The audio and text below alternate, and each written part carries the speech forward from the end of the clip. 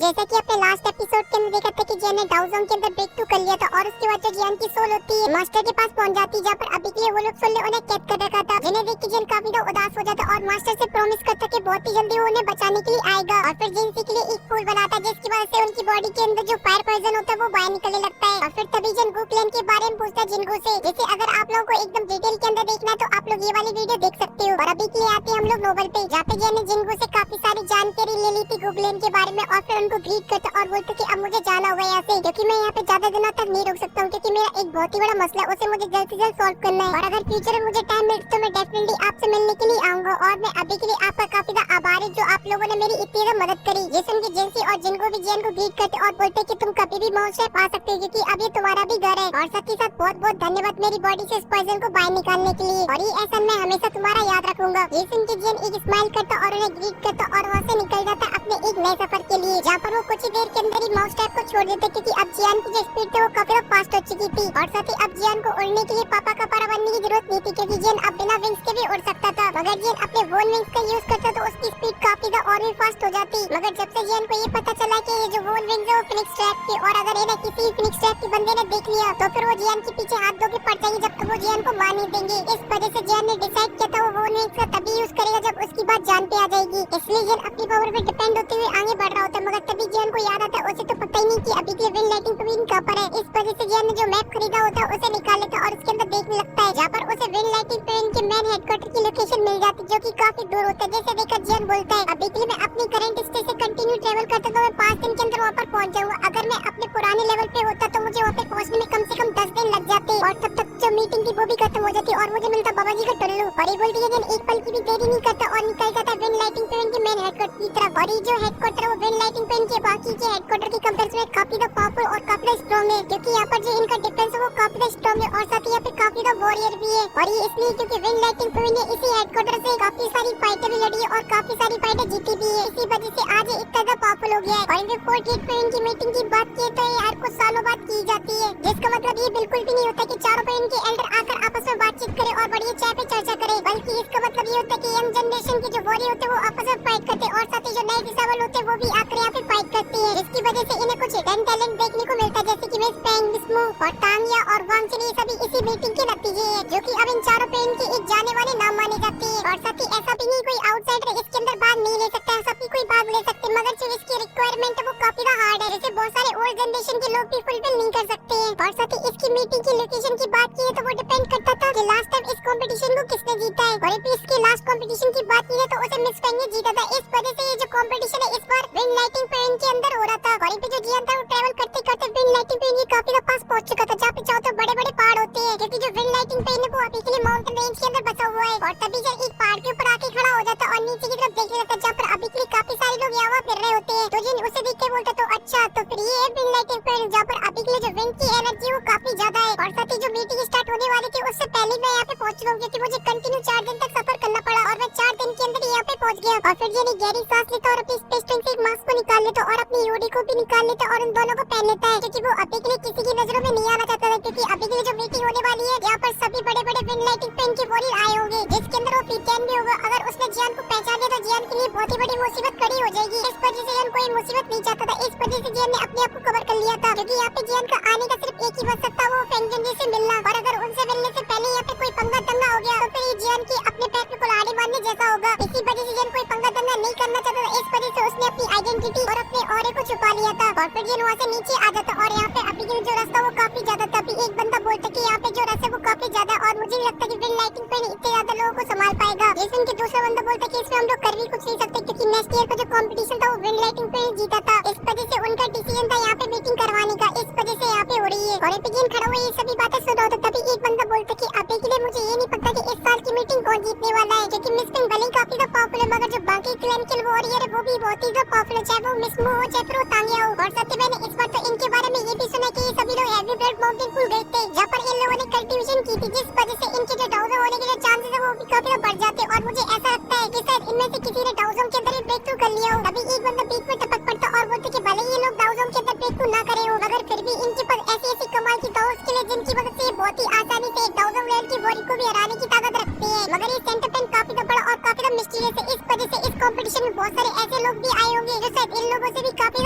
Powerful होंगे। और ऐसा मैं इसलिए बोल रही हूँ जब भी ये कंपटीशन होता है तो हर साल एक ऐसा वो ही निकलता है जो काफी ज्यादा आउटस्टैंडिंग होता है। इस वजह से इस बार कंपटीशन के अंदर कौन टपक पड़े कुछ भी नहीं कह सकते। ये सुनकर एक बंदा बोलता है तुम पागल हो गए क्या, मिस पेन से ज्यादा पॉपुलर कौन रखा। ये सुनकर एक बंदा धीरे आवाज में बोलता है क्या तुमने उस लड़की का नाम नहीं सुना जिसका नाम जियान है, जो कि बहुत ही खतरनाक और काफी पावरफुल है। यहाँ तक कि उसने तो विंड लाइटिंग पेन की नाक में दम कर दिया था और यहाँ तक कि जो पीकेएम था वो भी उसे नहीं पकड़ पाया। और तुम इसी चीज से आइडिया लगा सकते हो वो लड़का कितना खतरनाक है। तभी ये बंदा बोलता है कि हाँ सच में जियान काफी पावरफुल है, मगर अभी के लिए बात किया तो ये विंड लाइटिंग पवेलियन है। और वो लड़का इतना तो बेवकूफ तो नहीं होगा वो खुद ही विंड लाइटिंग पेन चल के आ जाए अपनी मौत को बुलावा देने के लिए। ये सुनकर एक करके वाली स्माइल देता और बोलते कि मैंने बिल्कुल भी नहीं सोचा था कि मैं इतना तो फेमस हो जाऊंगी, मुझे हर कोई जाने लगेगा। क्योंकि ये बात मेरे लिए काफी खतरनाक भी, क्योंकि अगर ये बात होल ऑफ सोल को पता चल गई तो फिर ये मेरे लिए काफी बड़ी मुसीबत बन सकती है। और फिर जिन चलते हुए उस मीटिंग हॉल की तरफ जाने लगता जहाँ पर अभी के लिए कंपटीशन होने वाला था। और जिन अभी के लिए पैदल चल के जा होता है क्योंकि वो अभी के लिए अपने डाउजर वाले ऑरे को किसी को नहीं दिखाना चाहता था, क्योंकि सभी को पता चल गया कि वो डाउजर तो सभी की नजरें उसके ऊपर आ जाएंगी और फिर ये चीज उसके लिए बिल्कुल भी अच्छी नहीं होने वाली है। इस वजह से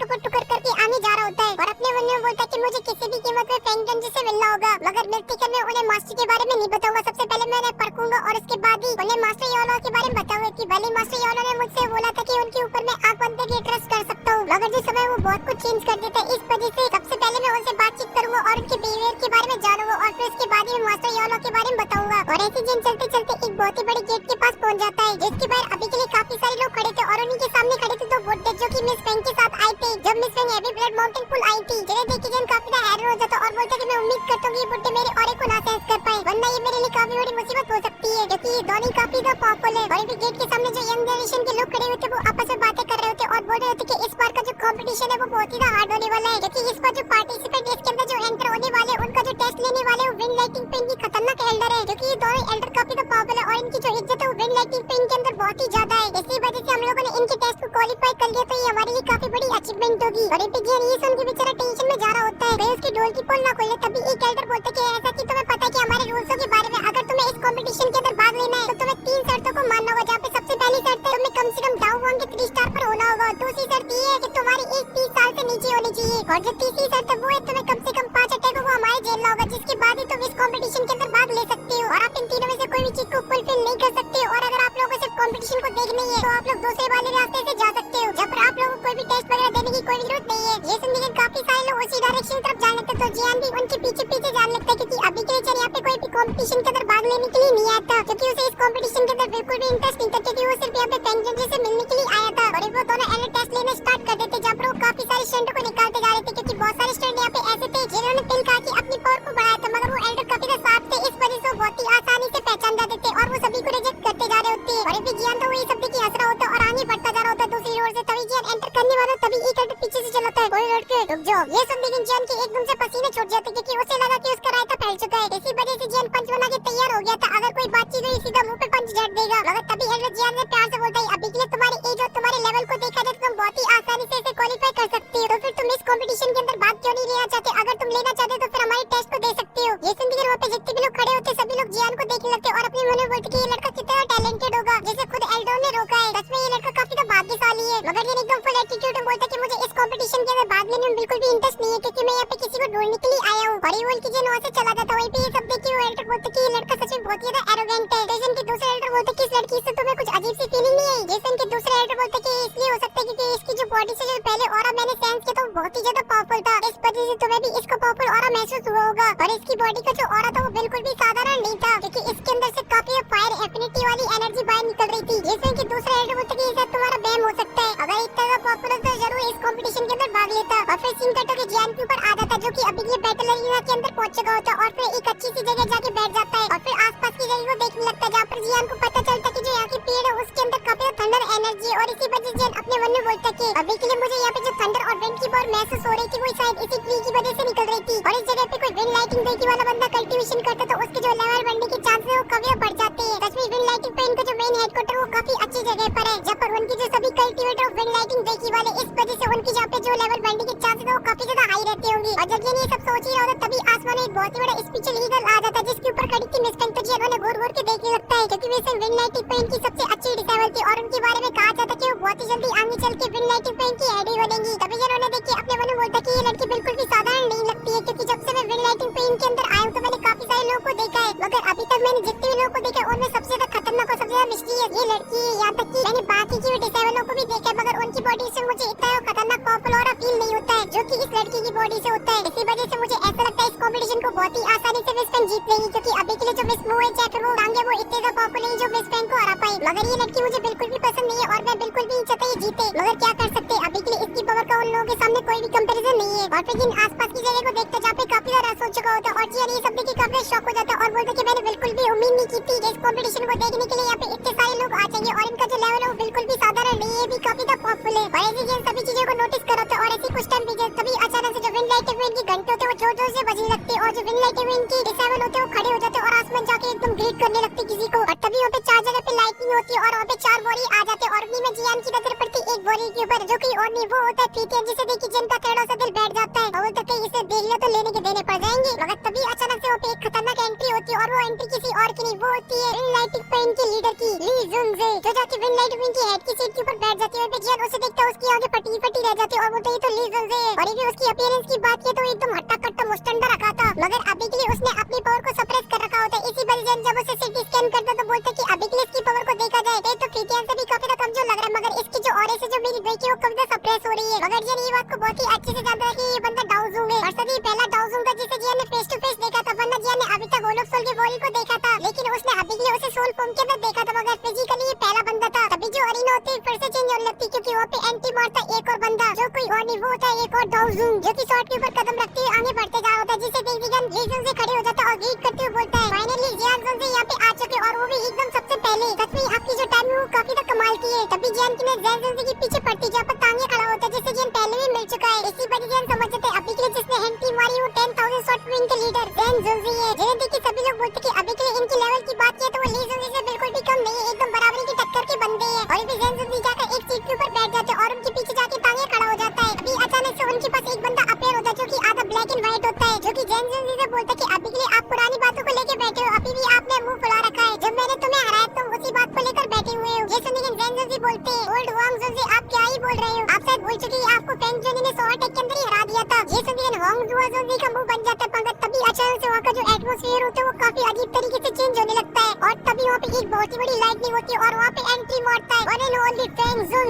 और उनकी एंट्री की वजह से आसपास में उनका ऑरा फैल जाता है, जिसे देख दिया वांग जोन बोलते हैं अभी के हम लोगों में जो सबसे ज्यादा पॉपुलर यही बंदा है और साथ ही इसकी जो स्पीड है वो भी काफी ज्यादा है। इसके बावजूद ये बंदा हमेशा हर प्रोग्राम के अंदर लास्ट टाइम पे अपीयर होता है और ये बोलते हैं आसमान में एक बंदा अपीयर होता है जिसके पीछे मिस मूव होती है, जिसे देखते हैं जियान बोलता है तो यही है मतलब फेंग जोन। सच में मैंने बिल्कुल भी उम्मीद नहीं की थी इस मीटिंग के तो चारों पे उनके हेड आ जाएंगे और उनमें होंगे हमारे प्यारे दुलारे फेंग जोन भी। और इसी के साथ जो फर्स्ट पार्ट हो तो यहीं पे खत्म हो जाता है और इसके नेक्स्ट पार्ट में आप लोगों को काफी तो मजा आने वाला है, जहाँ पे जियान का एक पुराना दोस्त मिलने वाला है जो कि मुसीबत के अंदर पड़ जाएगा, तो जियान उसे बचाने के लिए अपनी आइडेंटिटी को रिवील कर देगा और फिर होगा यहाँ पे असली पंगा दंगा। और ये सब आप लोगों को जल्द से जल्द जानना है तो इस वीडियो पे करा दीजिए 10 के लाइक और 1 की कमेंट, जिसके बाद आप लोगों को क्यूट लव प्लेलिस्ट पे इसका सेकंड पार्ट देखने को मिल जाएगा। फिलहाल के लिए इस वीडियो में सिर्फ इतना ही, मैं मिलता हूँ आपसे नेक्स्ट वीडियो में, तब तक के लिए आप सभी को बहुत सारा प्यार।